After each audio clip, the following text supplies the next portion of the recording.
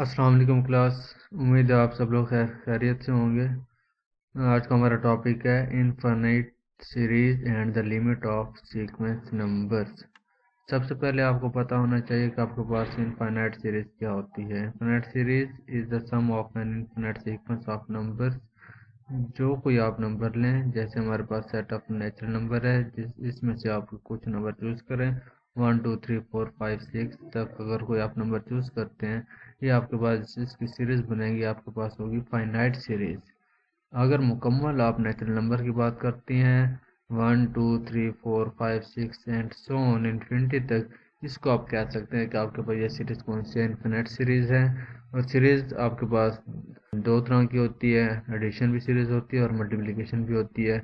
कुछ नंबर ऐसे होते हैं जिनको आप ऐड करके फर्दर अगला नंबर आता जाता है, और कुछ सीरीज ऐसे होते हैं जिनमें आप उस नंबर को मल्टीप्लाई करके फिर नेक्स्ट नंबर फाइंड आउट करते हैं। तो इस तरीके से आप डिफरेंट सीरीज चेक करते हैं, ऐड करके नंबर्स को ऐड करके अगला नंबर चेक करते हैं, और मल्टीप्लाई करके नेक्स्ट नंबर चेक करते हैं कि इस नंबर के बाद अगला कौन सा नंबर आएगा। तो जितनी आपके पास सीरीज बनेगी किसी भी सीक्वेंसेस की, उनको आप क्या कह सकते हैं कि एन टर्म अगर आप लेते हैं A1 2 3 and so on an तक, अगर इन सब को आप सम करना चाहें तो आप कहते हैं आपके पास सम सीरीज Sn। जो सीरीज है ये इस मुकम्मल का क्या है, सम को शो कर रही है A1 + A2 + A3 and so on an तक। तो सेट ऑफ नेचुरल नंबर में से आप कोई भी ये सीक्वेंस बनाएंगे। सीक्वेंस बनाने के बाद अगर आप उनका सम करेंगे, सीक्वेंस का सम, उससे आप Sn से ज़ाहिर करते हैं, जो कि यहाँ पे आपको नज़र आ रहा है A1 A2 A3 and so on an तक। ये जो आप फर्स्ट एन नंबर्स चूज करेंगे, उनका जो सम होगा उससे आप एस एन सीरीज का नाम दे सकते हैं। ये आपके पास होगी ordinary finite sum and can be calculated by normal addition. It is called the nth partial sum. आप इसे कह सकते हैं कि आपके पास ये क्या है, nth पार्शियल सम है किसी भी सीक्वेंसेस का। कुछ आपके पास यहाँ पे एग्जांपल दी हुई है पार्शियल सम। S1 आपके पास 1 है, S2 1 + 1/2, S3 1 + 1/2 + 1/4। ये सीक्वेंस का सम को शो कर रहे हैं S1 S2। ये इसका मुकम्मल सम किसके इक्वल होगा, 3/2 के। S3 का मुकम्मल सम 7/4 के। जितनी भी आपके पास ये सीरीज हैं, इन सब का अगर आप पार्शियल सम लेना चाहें SN की फॉर्म में, तो ये आपके पास बनेगा 1 + 1/2 + 1/4 एंड सो ऑन। ये आपके पास एक जर्नल वैल्यू आ जाएगी, जिसे आप nth वैल्यू कह सकते हैं किसी भी सीक्वेंस की, जो कि आपके पास होगी 2n-1/2n-1। जो सीक्वेंस आप लेके जा रहे हैं 1 3/2 7/4, ये जो सीक्वेंस आपके पास जो रिजल्ट आते जाएंगे, उसको आप nth सीक्वेंस कह सकते हैं, जो कि आपके पास क्या होगी 2n-1/2n-1। तो उसके बाद नेक्स्ट डेफिनेशन है infinite series N term partial sum converge. और इनका सम क्या होता है, given a sequence of numbers an। एक सीक्वेंस है, उसमें आपके पास n टाइम्स नंबर दिए हुए हैं, जिसका एक्सप्रेशन आपके पास यहाँ पे नज़र आ रहा है, जो कि आपके पास जिस फॉर्म में है A1 + A2 + A3 and so on an form में। आपके पास nth एक्सप्रेशन शो कर रहा है an फॉर्म में। Is an infinite series. इसका लास्ट डिजिट हमें फाइंड नहीं है, तो हम कहते हैं कि आपके पास ये कौन सी सीरीज है, इनफाइनाइट सीरीज है। The number an is the nth term of the series. an को हम क्या कहते हैं, nth टर्म। फर्स्ट A1 को फर्स्ट टर्म, A2 को सेकंड टर्म, A3 को थर्ड टर्म, A4 को फोर्थ टर्म। इस तरह चलते हुए जो आपके पास an आएगा, उसे आप क्या कह सकते हैं, nth टर्म कहते हैं। The sequence Sn defined by. In sequence को आप जैसे S1 सीक्वेंस A1 S2, दो, अगर सीक्वेंस में से, इस सीक्वेंस में से अगर आप दो डिजिट लेते हैं A1 और A2, इनका सम किसके इक्वल होगा, S2 के। अगर 3 नंबर लेते हैं A1 A2 A3, तो उसका सम आपके पास S3 के इक्वल होगा। सेम इसी तरीके से चलते हुए आपने सीरीज का सम फाइंड आउट करना है, जो कि हम कह सकते हैं कि वो पार्शियल सम होगा, और Sn के नाम से शो किया जाता है A1 + A2 + A3 + and so on an तक। और एंड में आप इसे वेरिएशन दे के इसे इसकी जर्नल फॉर्म बता सकते हैं, एक के कह सकते हैं। और के किसे कहाँ से कहाँ तक होगा, 1 से लेकर n तक आप इसकी वैल्यूज पुट कर सकते हैं। जैसे जैसे आप इसकी वैल्यू पुट करते जाएंगे, आपको सीरीज मिलती जाएंगी। इसको आप कहते हैं is the sequence of partial sum of the series number S N being the nth partial sum. और जितनी आपके पास सीरीज बनेगी S1 S2 S3 and so on Sn तक, उनके सम को अगर एक नंबर से आप लिमिट उसकी फिक्स कर दें कि जितना इसका आपके पास पार्शियल सम आएगा वो किसी एक फिक्स नंबर L को रिप्रेजेंट करते हैं, जो कि डेफिनेशन के साथ आप कह सकते हैं कि वो सीरीज किसे कन्वर्ट करेगी, that the sum is L। In this case we also write a1 a2, ये आपके पास जितनी वैल्यूज हैंगी हमने उसकी जनरल फॉर्म बनाई nth पार्शियल फॉर्म, और यहाँ पे हमने लिमिट पुट कर दी। ये लिमिट जो है वो कन्वर्ज करेगी इसका nth पार्शियल सम, जो कोई भी नंबर आएगा वो हमने यहाँ पे कहा कि वो आपके पास किसके इक्वल होगा, L के होगा। L आपके पास इसका लिमिट पॉइंट भी कह सकते हैं। जब हमने इसका लिमिट पॉइंट फिक्स कर दिया कि आपके पास ये लिमिट जो आपके पास सीक्वेंस है इस नंबर को कन्वर्ज करेगी, यही नंबर हो सकता है। अगर वो नंबर आपके पास उसके इक्वल नहीं आती तो हमारी जो सीक्वेंस होगी वो क्या हो जाएगी, डाइवर्ज हो जाएगी। तो ये आप डिफरेंस बता सकते हैं कि कोई भी आपके पास सीक्वेंस है वो कन्वर्ज करेगी या डाइवर्ज करेगी। अगर जो आप उसकी लिमिट फिक्स कर देते हैं उस नंबर के इक्वल जो सीक्वेंस का सम आप आता है, तो आपके पास जो सीक्वेंस होगी वो कन्वर्जेंट होगी। अगर उसके इक्वल नहीं आता तो जो सीक्वेंस होगी वो आपके पास क्या होगी, डाइवर्ज होगी। उसके बाद हमारे पास डेफिनेशन है ज्योमेट्रिक सीरीज की। ज्योमेट्रिक सीरीज और the series of the form, ये आपके पास जो मैथमेटिकल एक्सप्रेशन दिखाया गया है यहाँ पे a plus a r plus a r square plus a and so on a r n minus one, या आपने इंटर क्लासेस में पढ़ा होगा सीरीज जो आपके पास ज्योमेट्रिक सीरीज होती है और अरिथमेटिक सीरीज। दो सीरीज आप लोगों ने पढ़ी होगा, अरिथमेटिक सीरीज और ज्योमेट्रिक सीरीज। अरिथमेटिक सीरीज में आप क्या करते हैं, सीक्वेंस का जो फर्स्ट अगला नंबर होता है उसमें आप क्या करते हैं, जो उनका डिफरेंस होता है वो ऐड करते जाते हैं। ज्योमेट्रिक सीरीज में क्या करते हैं, हम जो नंबर होता है जो रेशो आती है उसको क्या करते हैं, मल्टीप्लाई करते हैं। और रेशो निकालने के लिए क्या किया जाता है, first term divided by previous term. ठीक है, अगर आप इसके रेशो निकालना चाहें, इनका डिफरेंस फाइंड आउट करना चाहिए, आपके पास a प्लस ए आर का जो डिफरेंस होगा इसे आप क्या करेंगे, डिवाइड करेंगे, A R divided by A, 1/r इसका क्या होगा आपके पास रेशो होगी, जिससे आप मल्टीप्लाई करके नेक्स्ट टर्म आप फाइंड आउट करते हैं। और इसकी जो आपके पास जो जर्नल फॉर्म बताएगी ये इस सीरीज की, ये 1 से इन्फिनिटी तक a r n minus one nth term इसकी फाइंड आउट नहीं है और सीरीज इन्फिनिट की तरफ जा रही है। तो ये आप कह सकते हैं इसके ऊपर लिमिट लगा सकते हैं 1 से इन्फिनिटी तक, और इसका जो जर्नल सम है वो किसके इक्वल है, A R rest power n minus one, in which a and r are fixed real number and a does not equal 0। जो आपके पास कोफिशिएंट है a साथ में क्या हो रहा है, जो मल्टीप्लाई हो रहा है वो इक्वल 0 के इक्वल नहीं होगा। अगर वो 0 के इक्वल हो गया तो आपके पास सीरीज सारी क्या हो जाएगी, 0 हो जाएगी। This series can also be written in the form of this when n is equal 0 to infinity. अगर ये आपके पास n की वैल्यू अगर 0 पुट करें, ठीक है जी, आपके पास आर एस पावर 0 क्या हो जाएगा, 1 हो जाएगा। और simple first value a1 value आ जाएगी जो कि a के इक्वल है।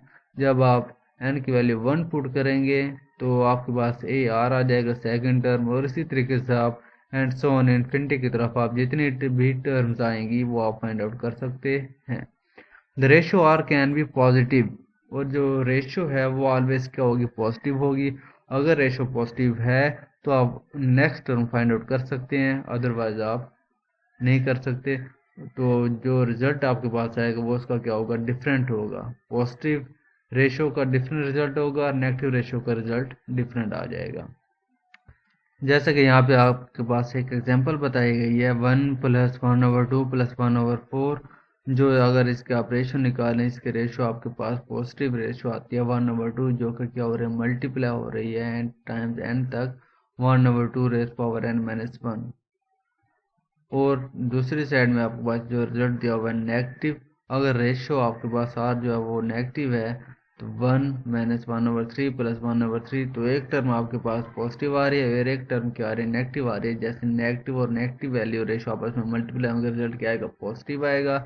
जब पॉजिटिव और नेगेटिव वैल्यू के रेशो आपस में मल्टीप्लाई करेंगे तो रिजल्ट क्या आएगा, नेगेटिव आएगा। तो वन टाइम आपके पास रिजल्ट पॉजिटिव आएगा और वन टाइम रिजल्ट क्या आएगा, नेगेटिव आएगा। तो इस तरीके से आपके पास रेशियोज में डिफरेंस आता जाएगा। If r is equal 1 the nth partial sum of the geometric series is, अगर जो आपके पास जो रेशियो है इनके दरमियान, जो डेफिनेशन में आपके पास सीरीज बताई गई है ज्योमेट्रिक सीरीज, अगर इनके दरमियान जो आपके पास रेशियो है वो अगर आप रखते हैं 1 के इक्वल, तो जहाँ जहाँ पे आपके पास आ रहा है वहाँ 1 पुट करते जाएं, तो आपके पास सीरीज का सम कुछ इस तरह से आएगा, जो कि NaSn nth टर्म जो आपके पास पार्शियल सम आएगा वो किसके इक्वल आ जाएगा, Na के इक्वल आ जाएगा। Sequence, a sequence is a list of number A1 A2 A3 and so on AN तक, जितने भी आपके पास जो कोई भी नंबर है उन्हें आप सीक्वेंस का नाम दे सकते हैं। वो आपके पास उसका ऑर्डर कोई भी हो सकता है, इंक्रीजिंग ऑर्डर हो सकता है, डिक्रीजिंग ऑर्डर हो सकता है, किसी फॉर्म में हो सकते हैं। अगर आपके पास ज्योमेट्रिक सीरीज है, ज्योमेट्रिक सीरीज में आपके पास उसका एडिशन फॉर्म में रिजल्ट आता जाएगा, ऐड करते जाएंगे।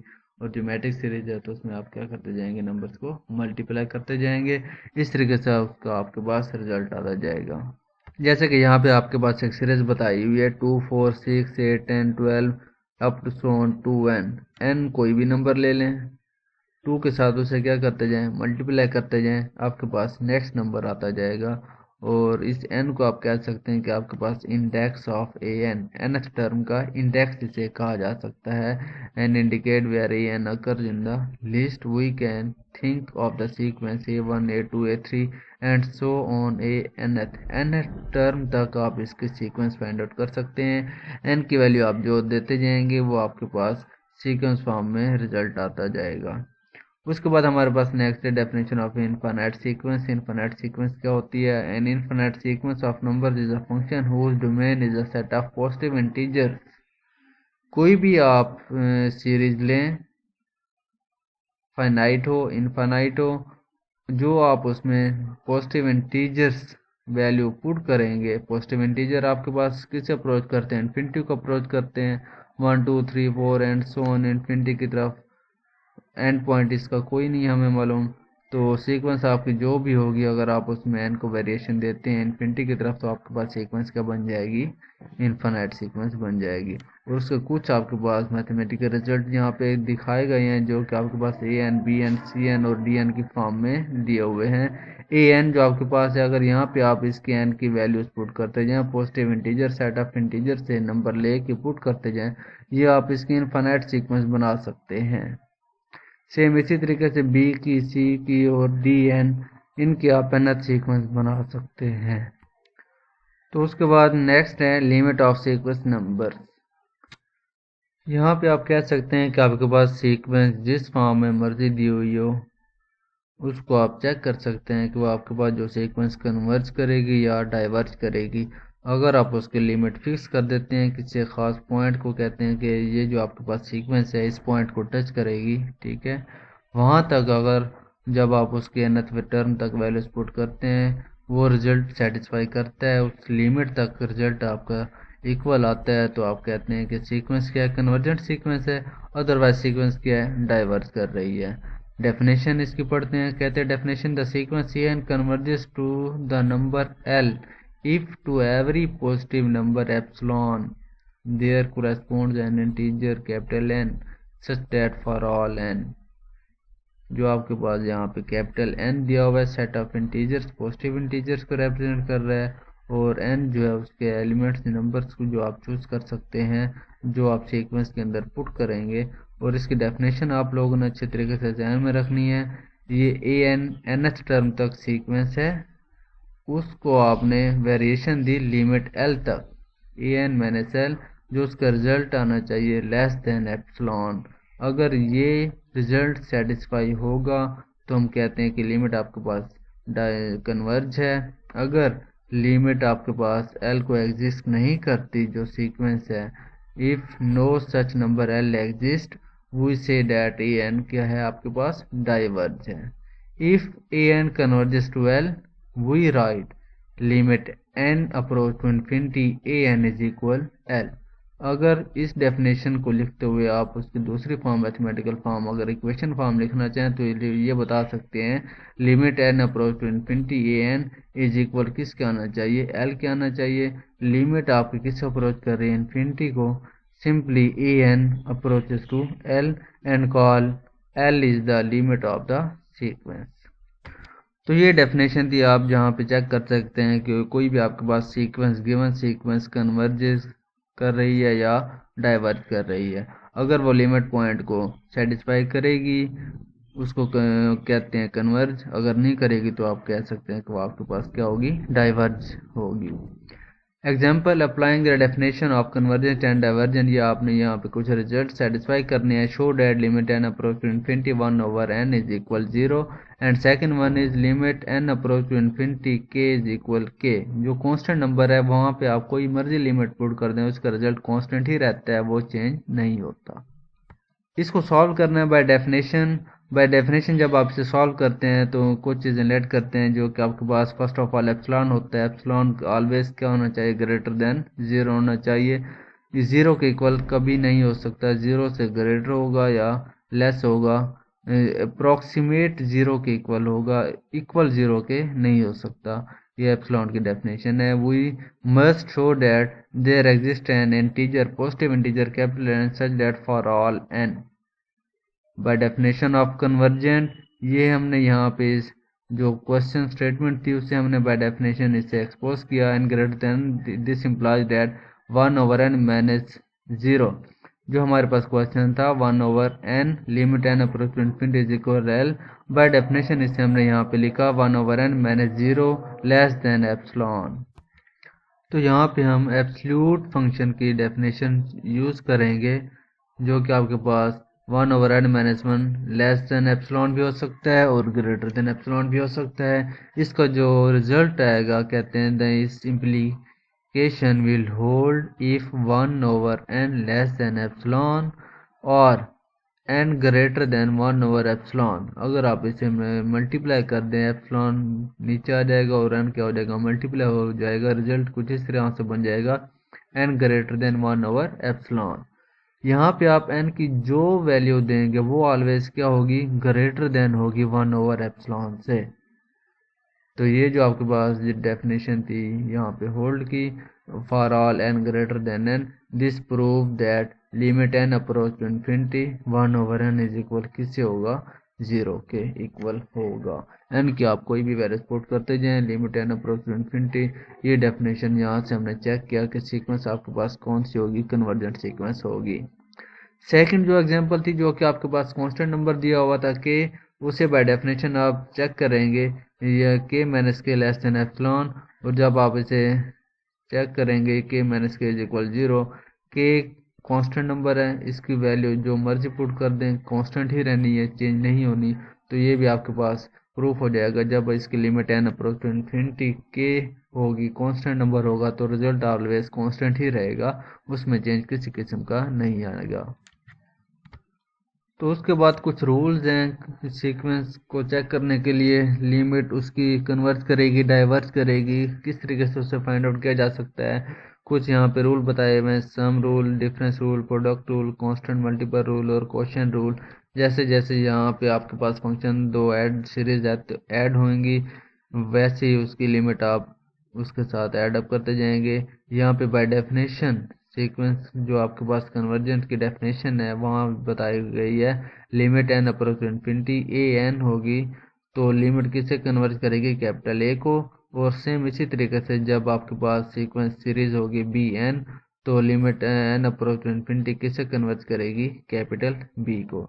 तो इन डेफिनेशन को यूज करते हुए यहाँ पे उसके रूल डिफाइन किए गए हैं। जब आपके पास limit N approach to infinity A N plus B N है, जब आप फर्दर इनके ऊपर लिमिट अप्लाई कराएंगे बाय डेफिनेशन ऑफ लिमिट, हर एक जो आपके पास सीरीज है उसके ऊपर अप्लाई कराएंगे, तो रिजल्ट आपके पास A N small A N जो है किसे कन्वर्ट करेगा, कैपिटल ए को, और बी एन किसे कन्वर्ट करेगा, कैपिटल बी को। ये रिजल्ट आ जाएगा आपके पास ए प्लस बी। तो सेम इसी तरीके से इसके डिफरेंस रूल में ए माइनस बी आ जाएगा, प्रोडक्ट रूल ए बी, और कोई कांस्टेंट नंबर अगर मल्टीप्लाई हो रहा है तो bye definition of limit constant क्या होता है, शुरू में आ जाता है, और लिमिट जो होती है आपके पास वेरिएबल जो सा होता है उसके ऊपर अप्लाई की जाती है। तो जब लिमिट आप अप्लाई करेंगे बी एन के ऊपर तो आपके पास रिजल्ट आएगा कैपिटल बी।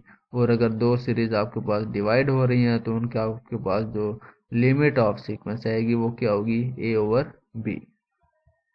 तो ये जो अभी हमने थ्योरम रीड किए थे, कुछ चार पांच थ्योरम किए थे, एडिशन, सब्ट्रैक्शन, मल्टीप्लिकेशन और डिवीजन का, इनको हम चेक करते हैं क्या वाकई ये थ्योरम एप्लीकेबल है या नहीं है।